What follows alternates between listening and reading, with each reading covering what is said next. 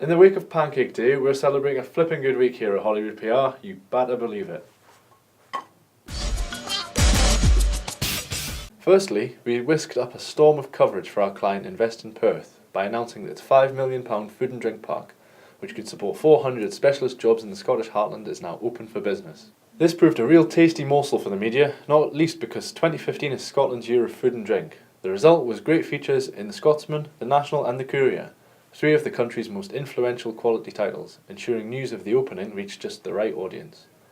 The story was followed up on Scotland Food and Drink and Business Quarterly, and across a range of corporate and food industry titles.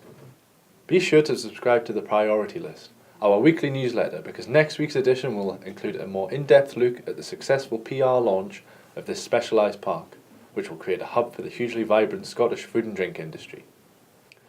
Next up, Care and Housing Trailblazers Blackwood arranged a Dragon's Den style event to find the next star of design for people with care needs.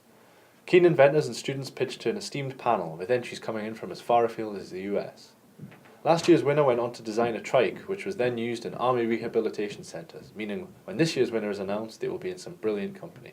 With help from our PR campaign, the event certainly got the media talking, with features in the Edinburgh Evening News, Scottish Federation of Housing Associations, Housing News Online, and across the Scottish Business News Network. Wrapping up this week's episode is the news that glamorous Scottish actress Louise Linton has announced plans to bring a touch of Hollywood to Midlothian. Her production company Stormchaser Films is to begin shooting a Scottish horror story at the majestic Melville Castle. Proving there is nothing quite like the allure of the silver screen to get tongues wagging, the story featured across some of Scotland's most widely read newspapers, including the Sunday Post, the Herald, and the Edinburgh Evening News.